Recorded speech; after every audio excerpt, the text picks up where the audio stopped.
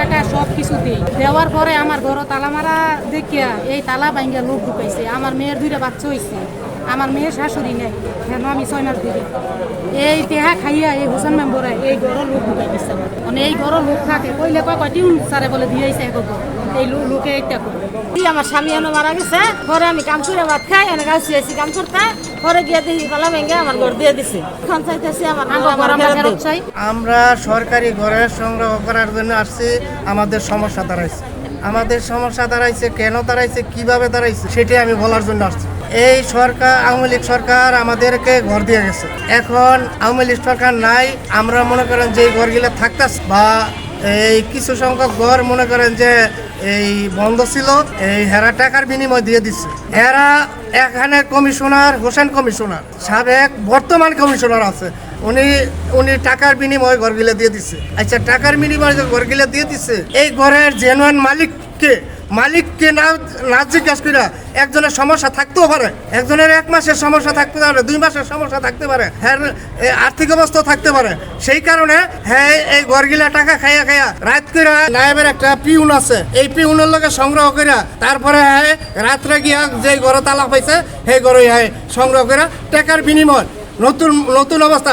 মায়েরও দিছে ঘর, জিয়েরও দিছে ঘর, এক ফ্যামিলির মধ্যে 4টা করে 5টা করে ঘর দিয়ে দিছে।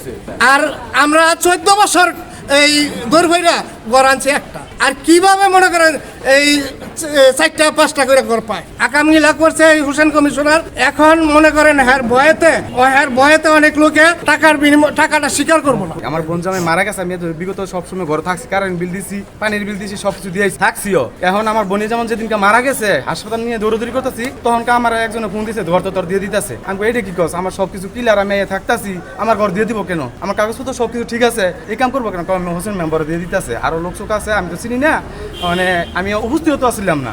এখন বোনের জামাই কি রাখি আমি লাশ নিয়ে দৌড়দৌড়ি করবো নাকি ঘর লিয়ে দৌড়দৌড়ি করবো? এখন আমি কইতেছি ঘর দিয়ে 2 লাখ, যে এলাকার মধ্যে লোক আছে, নেতারা আছে, সবার ধর্মু যে আমার ঘরটা দিয়ে দিল, আমার অপরাধ রাখি। তারপরে স্যার ইয়ার আগে আমার একবার 3000 টাকা জরিমানা করছি, এই ঘরের মধ্যে মুরগি এনে মাইজা ফালাই থুয়ে দিছে, আমি বলে বিষ দিয়ে মারছি। একথা কই আমার 3000 টাকা জরিমানা নিয়ে একজনকে দিছি। হ্যাঁ ঘর ভাই নাই, হ্যাঁ এনে থাকতে দিছে, হ্যাঁ আবার জরিমানা লয় দিছি। আমার মায়ের অসুখ আছিল, মায়ের অসুখ করে আমি এখানে আসতে পারিনি। আবার মাঝে মাঝে থাকছি, থাকার পরে ঘর দিয়ে দিছে তালা ভাঙ্গি। আমরা আইছি, আসার পরে আমাকে 4 সপ্তাহ ঘুরাইছি। ঘুরানোর পরে ঘরে গেছি, ঘরে যাইতে দেয় না। তোর ঘর কি? ঘর নাই এখানে, তুই যা এখান থেকে। খালপার থেকে আমার ডেকা গাড়ি তুলে দিছে।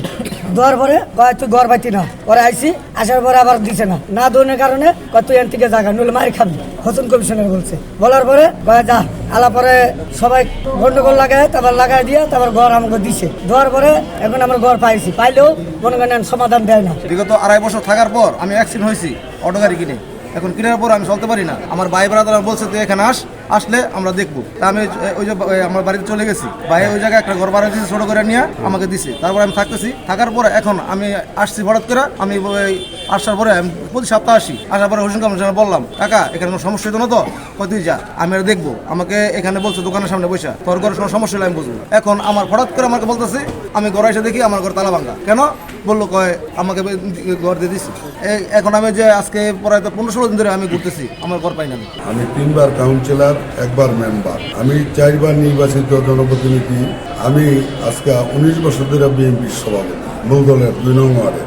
আমি এই যে আশ্রম প্রকল্প, আমার এখানে 350 ঘর হয়েছে।